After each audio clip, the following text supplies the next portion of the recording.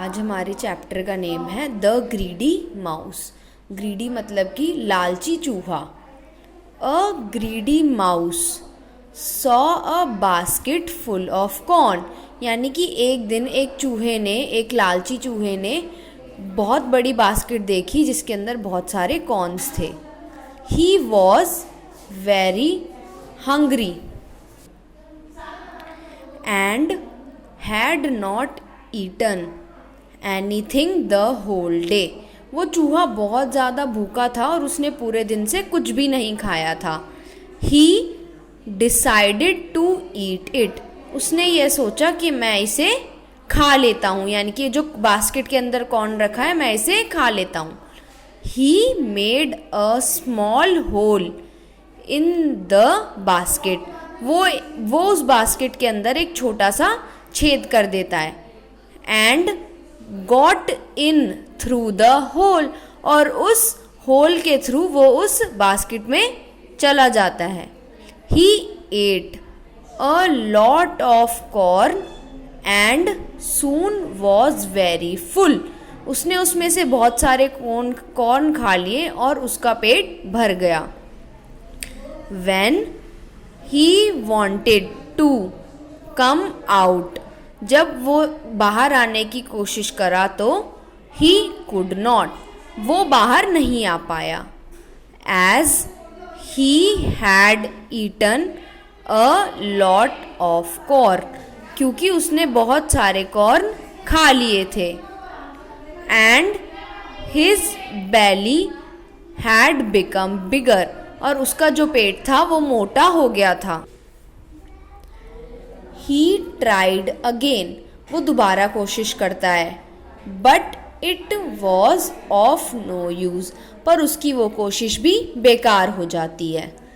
The mouse started crying as he wanted to go back home, जो चूहा था वो रोने लगा क्योंकि उसे घर वापस जाना था।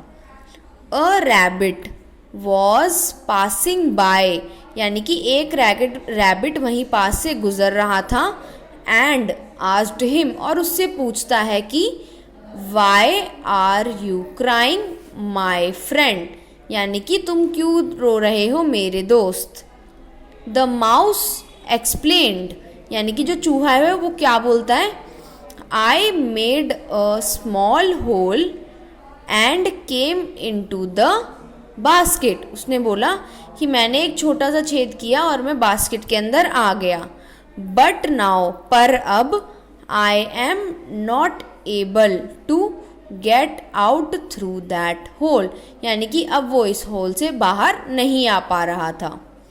The rabbit laughed and said, वो रैबिट हंसा और बोला, it is because you ate too much. वो कहता है कि ये इसलिए हो रहा है क्योंकि तुमने बहुत ज़्यादा खा लिया। Wait till your belly shrinks, यानी कि वो उसे कहता है आप तब तक वेट करो जब तक तुम्हारी बेली पहले जैसी पतली नहीं हो जाती। श्रिंक मतलब कि सुकड़ नहीं जाती। And then you will be able to come out of the basket, यानी कि उसके बाद तुम कोशिश करोगे बाहर आने की तो तुम बाहर आ जाओगे। द रैबिट वेंट अवे, इतना बोल के जो रैबिट था वो वहाँ से चला गया।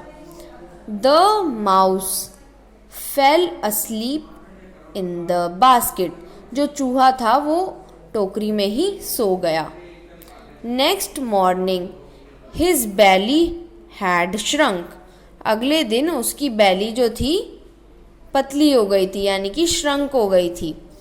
बट ही बिकेम ग्रीडी, फिर से वो लालची हो गया। And wanted to eat some more corn, और वो और कॉर्न खाना चाहता था। सो ही स्टार्टेड ईटिंग, वो दोबारा खाना शुरू करने लगा। His belly was full once again, उसका पेट दोबारा से भर गया। And when he tried to squeeze out, यानी कि फिर जब उसने दोबारा वहाँ से निकलने की कोशिश करी, ही कुड नॉट, वो नहीं निकल पाया। Just then a cat was passing by. उसी वक्त वहाँ से एक बिल्ली गुजर रही थी। He smelt the mouse in the basket. उसने वहाँ पर उस चूहे की खुशबू पहचान ली। And lifted its lid. और उसने वहाँ से उस टोकरी का ढक्कन हटाया। He saw the mouse ate it and went away. उसने उस चूहे को देखा और वो उसे खा गई।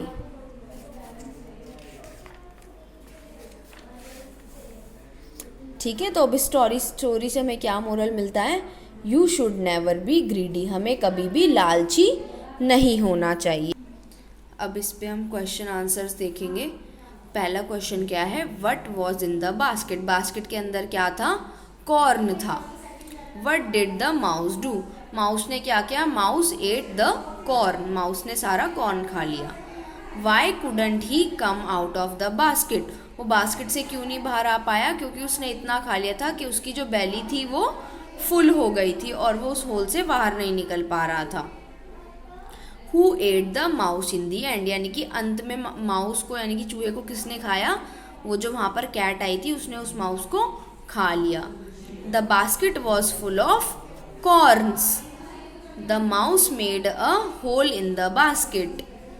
The rabbit told him to wait till his body shrinks. The cat ate the mouse.